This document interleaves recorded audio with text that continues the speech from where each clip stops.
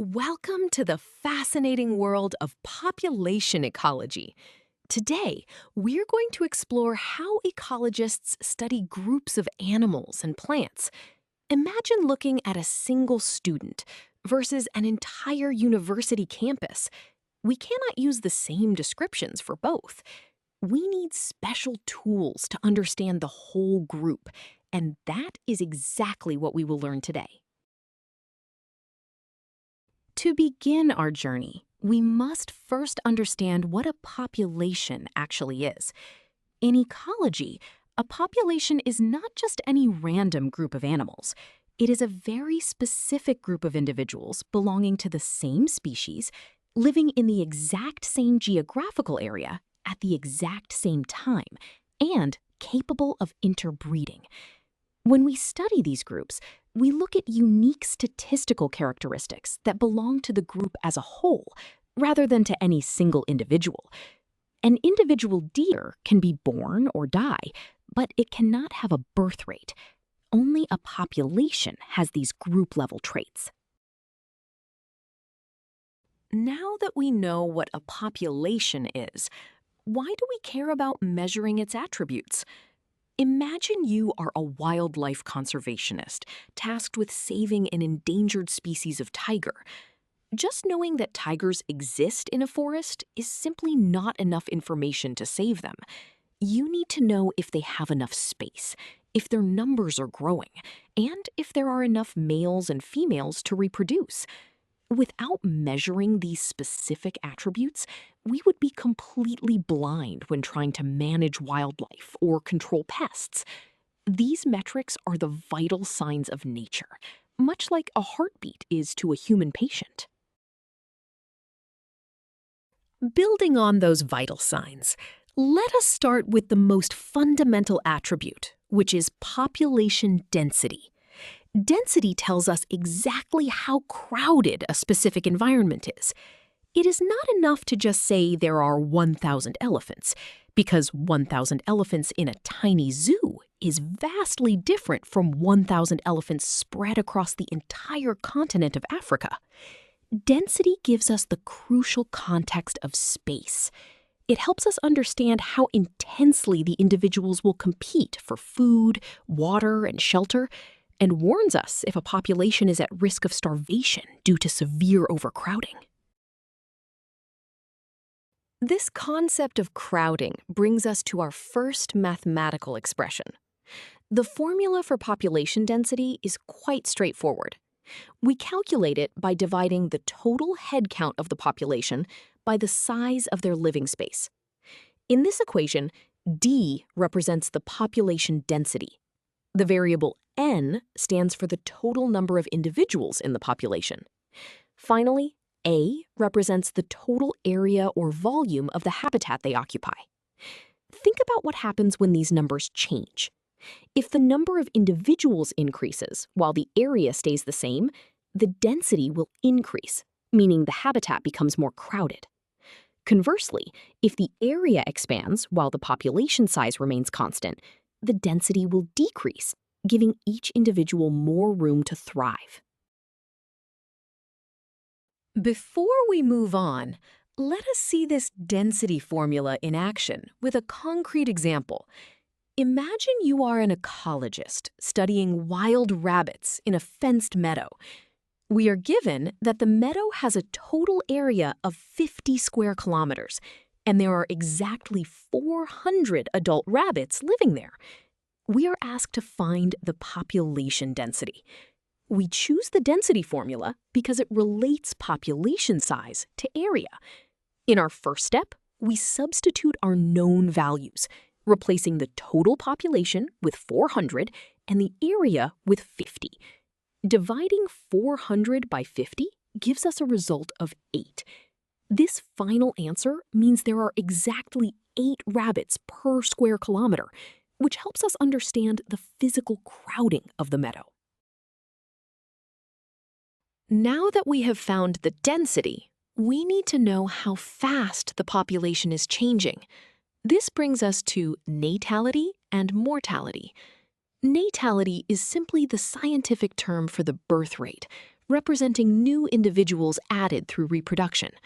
Mortality is the exact opposite, representing the death rate, or individuals lost over time. However, just looking at total births or deaths can be misleading if we are comparing different-sized groups. To make these numbers useful, ecologists calculate per capita rates, which means the number of births or deaths per single individual.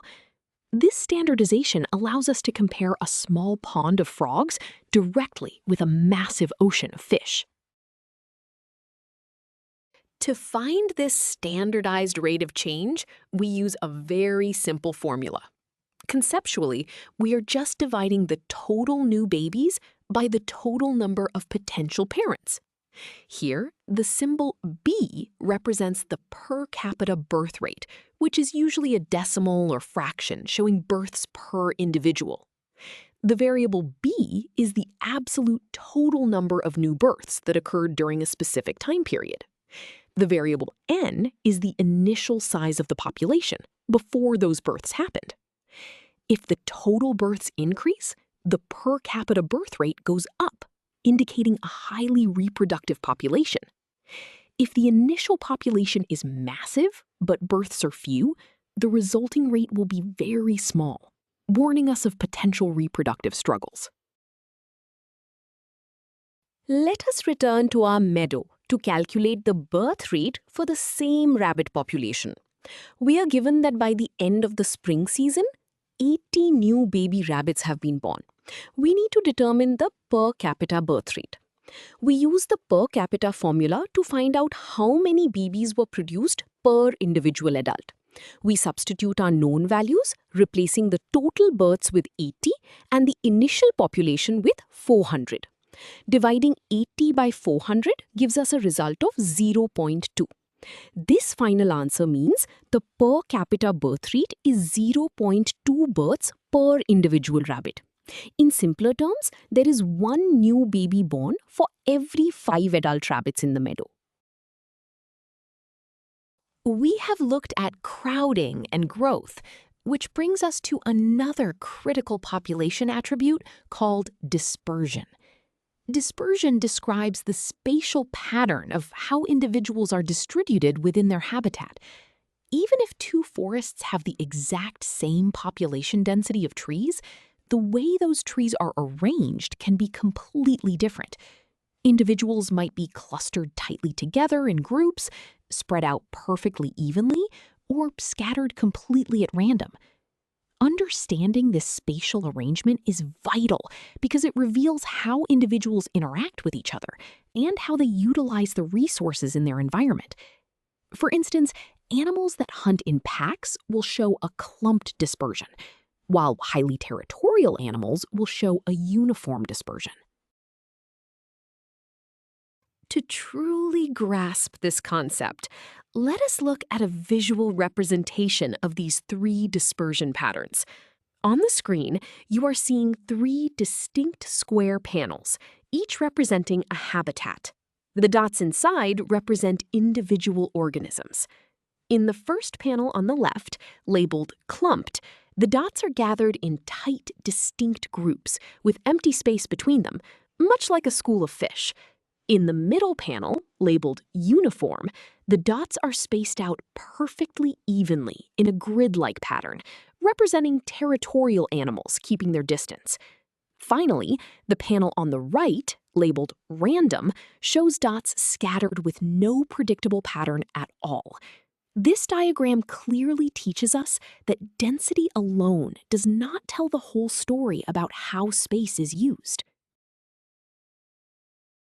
Now that we understand how populations are spaced, we can look at a more comprehensive way to predict their future size. In the real world, populations do not just change because of births and deaths. Animals also move around. This is where the BIDE model comes in. It is a fundamental framework that accounts for all 4 ways a population can change. Births and immigration add individuals to the population, while deaths and emigration subtract individuals from it. By carefully tracking all four of these factors, ecologists can accurately predict whether a population is growing, shrinking, or remaining stable over time. This comprehensive framework translates directly into our core equation for population change over time. Conceptually, it simply states that the future population equals the current population plus any additions minus any subtractions. Let us break down the symbols. The symbol n sub t plus 1 represents the future population size we want to find.